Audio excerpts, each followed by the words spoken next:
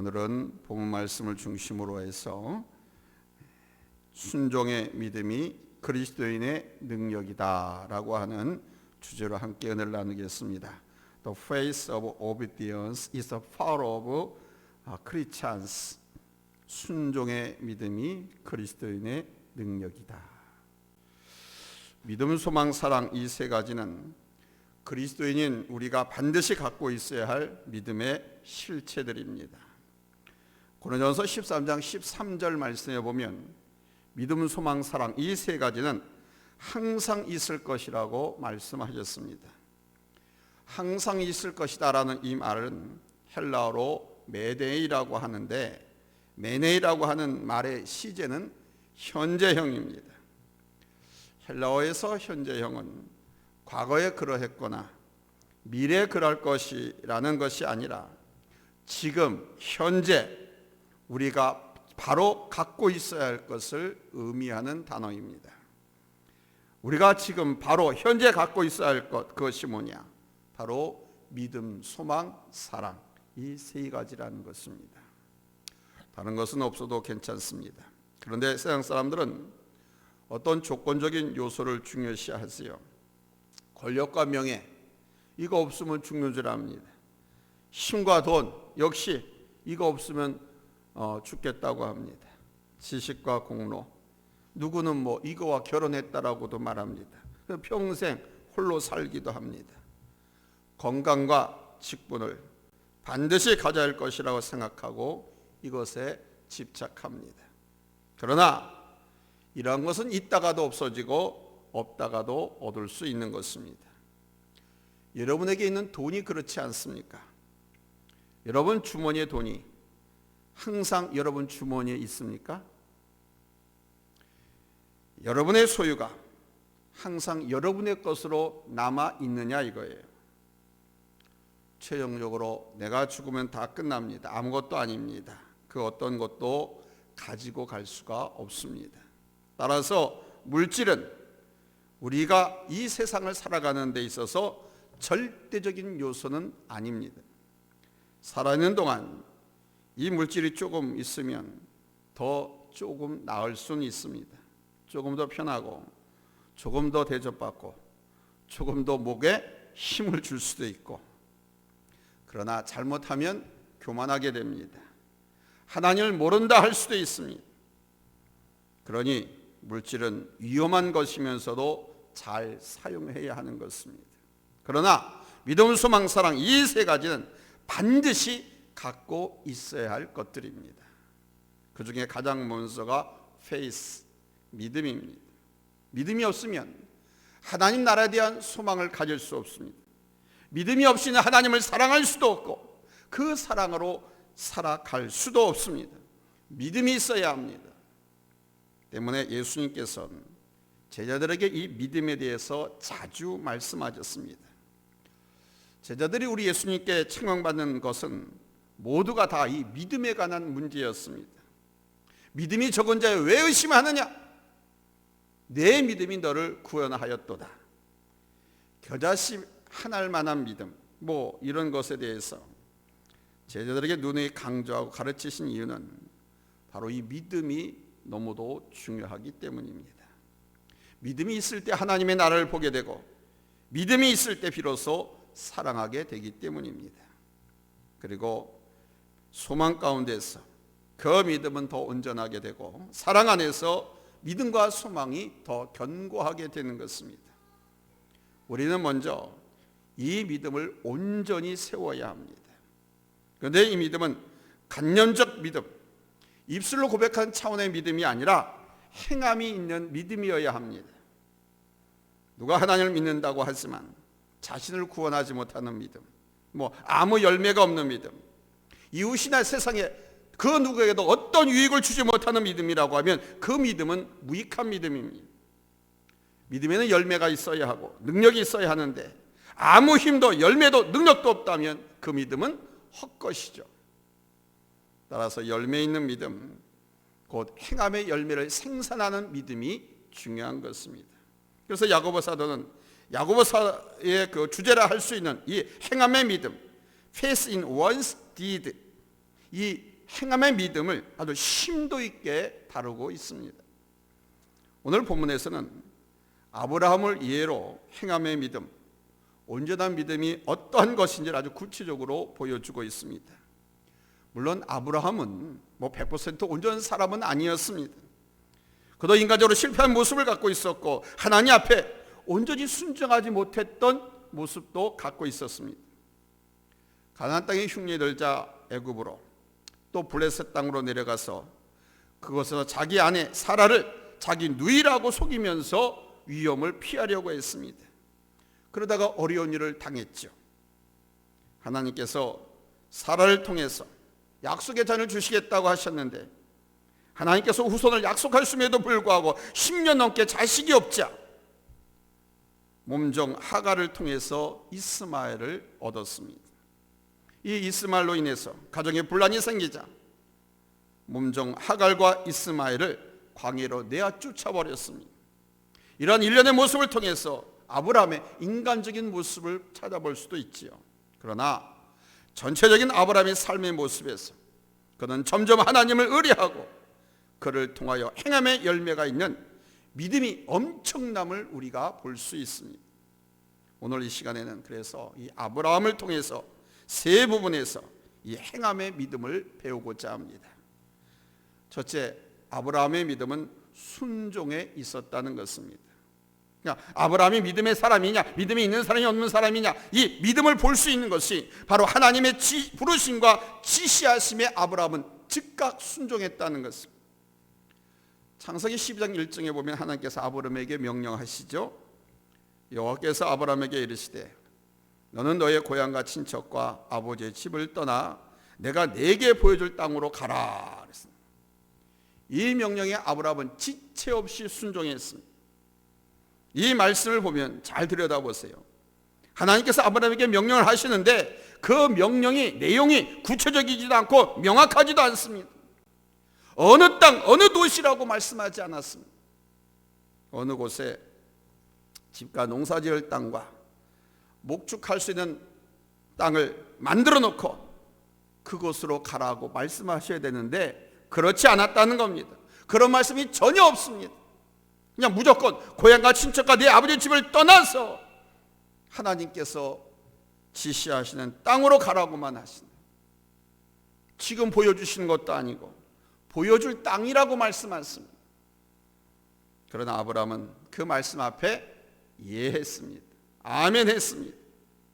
확실하지 않고 보이지 않는 것, 이성적으로 합리적인 것이 아닌 것에 예한다고 하는 것, 아멘 한다고 하는 것 쉽지 않지요. 보이지 않고 합리적이지 않은 것이지만 주의 종이 하나님이 말씀하시면 아멘 한다고 하는 것은 오직 믿음으로만 할 수 있는 것입니다. 믿음이 없으면 도저히 입이 떼어지지 않습니다. 이유가 명확하지 않다 하더라도 하나님께서 말씀하신다면 믿음의 권위자가 말하는 것에 대해서 이해할 수 있는 것이 바로 믿음이라는 것입니다. 아브라함은 바로 이 믿음이 있었던 거예요. 이 믿음이 바로 행함의 믿음인 것입니다. 두 번째는 약속의 자녀인 이삭을 얻는 과정에서의 그의 믿음을 볼 수 있습니다. 아브라함은 75살에 하나님께 부름을 받고 그의 후손과 그 백성에 대한 약속을 받았습니다. 그런데 하나님의 명령에 순종해서 가나안 땅으로 들어간 후 10년이 지나도 하나님께서 그 약속을 실천하지 않으셨습니다. 후손이 없었어요. 그래서 그의 아내 사라가 생각하기를 꼭 자기 몸만이 아니라 남편을 통해서니까 다른 여자를 통해서도 남편의 자식만 얻으면 되지 않겠는가 하는 그런 생각에 남편 아브라함에게 내 몸종 하갈을 들여보낼 테니까 그를 취해서 자식을 얻읍시다 하고 제안합니다. 아브라함도 그럴 것 같다는 생각에 사라의 말에 동의하고 하갈과 동침해서 이스마엘이라고 하는 아들을 얻었습니다. 그런데 하나님께서는 그 이스마엘이 내가 내게 주기만 한 약속의 자녀가 아니다라고 고개를 저으셨습니다. 그리고 99살이 되던 해 아브라함에게 다시 찾아오셔서 여전히 사라를 통해서 아들을 주겠다라고 말씀하셨습니다. 그때는 이미 사라의 생리가 끊어졌는데 말입니다. 여인에게 생리가 끊어진다고 하는 것은 더 이상 여인으로서 생산 능력이 없다는 뜻입니다. 바로 그런 시점에 하나님이 오셔서 말씀하시니 아브라함은 정말 어리둥절했습니다. 아미 하갈에게서 이미 이스마엘을 얻었는데 그 자식이 후손이 아니라는 거예요. 내 본처 사라에게서 난 자식, 내가 아들을 주겠다, 그 자식이 후손이다 라고 말씀을 하신, 그러니 아브라함이 얼마나 어리둥절했겠습니까? 그런데 이 말을 장막뒤에서 아브라함의 아내 사라가 들었습니다. 사라가 그 말을 듣고 웃지 않을 수가 없었어요. 왜? 자기님이 생리가 끊어졌기 때문에. 그리고 그 남편도 마찬가지예요. 100살이에요. 그래서 자식을 생산할 수 있는 능력이 없는 것이었기 때문에 웃었다고 그럽니다. 근데 하나님께서 사라가 웃는 것을 보시고, 야, 너 왜 웃어? 근데 화는 내지 않으셨습니다. 아니, 저 안 웃었습니다 하고 사라가 얼버무리니까, 야, 너 웃었잖아, 이렇게 말을 하고 책망하진 않으셨습니다. 네 몸에서 아들을 낳을 것이다, 이 말씀을 또 하셨습니다. 근데 여러분, 이때 아브라함이 이 말씀을 여기서 믿었습니다. 왜? 하나님께서 그렇게 말씀하시니 아브라함도 믿었다는 겁니다. 바로 이 믿음에 대해서 사도 바울은 로마서 4장 18절로 20절에서 이렇게 말씀합니다. 다 같이 찾습니다. 로마서 4장 18절입니다. 이때 아브라함의 믿음을 사도 바울은 이렇게 말씀합니다. 찾았으면 아멘 합니다. 합독하겠습니다. 시작. 아브라함이 바랄 수 없는 중에 바라고 믿었으니 이는 내 후손이 이 같으리라 하신 말씀대로 많은 민족의 조상이 되게 하려 하심이라. 그가 백선하되어 자기 몸이 죽은 것 같고 사라의 태가 죽은 것 같음을 알고도 믿음이 약하여지지 아니하고 믿음이 없어 하나님의 약속을 의심하지 않고 믿음으로 견고하여져서 하나님께 영광을 돌리며 약속하신 것을 또한 능히 이루실 줄을 확신하였으니 그러므로 그것이 그에게 의로 여겨졌느니라. 아멘. 바랄 수 없는 중에 바라는 믿음, 이것이 바로 행함의 믿음인 것입니다. 눈으로 보고 머리로 이해할 수 있는 것을 믿는 것은 상식이라고 합니다. 그것은 초등학생, 어린 아이들도 그렇게 할 수 있습니다. 그러나 행함의 믿음이란 바랄 수 없는 중에 바라고 믿을 수 없는 중에 믿는 것, 여기에 바로 그리스도인의 능력이 나타나는 것입니다. 바랄 수 없는 중에 바라고 믿을 수 없는 중에 믿는 것, 이것이 행함의 믿음입니다. 하나님은 이것을 우리에게 요구하십니다. 그래서 능력 있는 그리스도인으로 살아가길 원하십니다. 우리의 생각과 우리의 믿음은 눈으로 보이고 손으로 만질 수 있고 우리의 머리로 계산되어지는 것까지만 우리는 생각하고 믿으려고 합니다. 근데 그건 믿음이 아닙니다. 상식이지. 믿음은 바랄 수 없는 중에 바라고 믿을 수 없는 중에 믿는 거예요. 아멘. 여러분, 이 믿음 소유하시기 바랍니다. 이 믿음을 소유해야 그리스도인의 능력 있는 삶을 살 수가 있는. 세 번째로 아브라함의 행함의 믿음은 이삭을 바치는 믿음이었습니다. 이삭이 22살이 되었을 때 하나님께서 아브라함에게 아브라함아, 아브라함아, 네 아들 이삭을 모리아 산에 가서 번제물로 내게 바쳐라, 이렇게 명령을 했습니다. 이때 장면이 세세하게 그려져 있지는 않지만 이 명령을 듣는 아브라함은 얼마나 깊은 갈등과 번민 속에 빠져들어갔을까? 여러분 한번 생각해 보세요. 그런 우여곡절 끝에 하나님께서 100살이나 되어서 준 아들, 22살, 이제 제 이름값 할 나이가 되었는데 죽여서 하나님께 바치라는 거예요. 줄 때는 언제고 그 아들을 하나님께 바치라는 거예요. 얼마나 고민하고 갈등했겠습니까? 아니 내가 하나님 그냥 안 믿어버리지. 내가 하나님 떠나면 그만이지. 이 아들을 어떻게 하나님 앞에 죽여? 고민하고 갈등 안 하겠습니까? 그것도 100살 뛰어든 아들인데. 그리고 그 아들에게 하나님께서 그랬습니다. 하늘의 별같이 땅의 모래알같이 많은 후손을 그 아들을 통해서 주시겠다고 약속했어요. 또한 우리 하나님은 번제물로서 소나 양, 염소, 비둘기를 받으시지 사람의 피를 흘리게 하신 적은 없습니다. 사람은 제물이 될 수도 없습니다, 법에. 그런데 그런 하나님이 아들, 사람을 제물로 바치라는 거예요.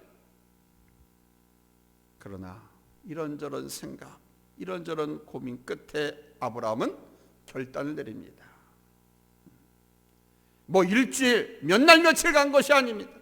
하루가 지나가기 전에 아침 일찍 이삭에게 나무찜을 등지우고 따라오너라 가자 하면서 모리아 산을 향합니다. 지금까지 이끄시고 인도해 주신 하나님께서 하라고 하시면 분명 뜻이 있고 목적이 있을 것이라고 하는 믿음 가운데 그 이삭을 모리아 산으로 데리고 가서 제물을 삼고 번제를 드리려고 시도했습니다. 가장 소중한 아들입니다. 다른 것은 없어도 괜찮습니다. 오직 이 아들만 있으면 됩니다. 이삭은 아브라함의 면류관 같은 존재고 장사의 전통의 화살과도 같은 존재입니다.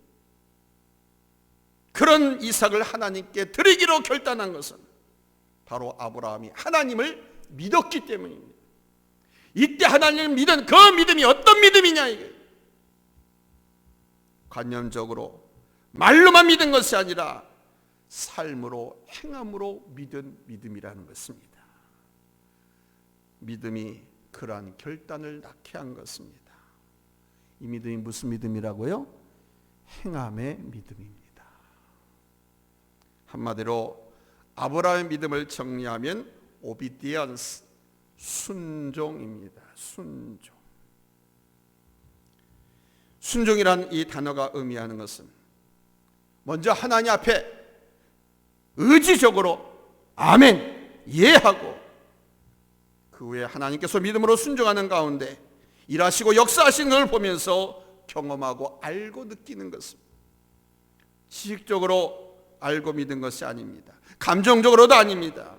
물론 믿음에는 지적인 요소, 정적인 요소, 의지적인 요소 세 가지가 있습니다. 특별히 믿음에는 지적인 요소가 있습니다. 믿고 나서 알게 되는 겁니다. 그리고 믿어서 기쁨을 얻고 그 기쁨을 누릴 수가 있습니다. 믿기 때문에 마음이 안정되고 평안할 수가 있습니다. 믿지 못하면 불안하고 염려합니다. 초조합니다. 갈등하고 범민합니다. 그러나 믿으면 평안합니다.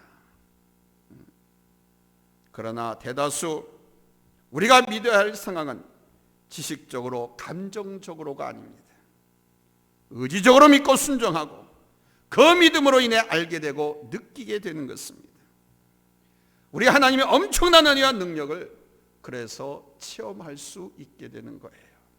그리고 그 믿음이 더 온전해집니다. 그래서 22절에서 말씀합니다. 내가 보거니와 믿음이 그의 행함과 함께 일하고 행함으로 믿음이 온전하게 되었느니라.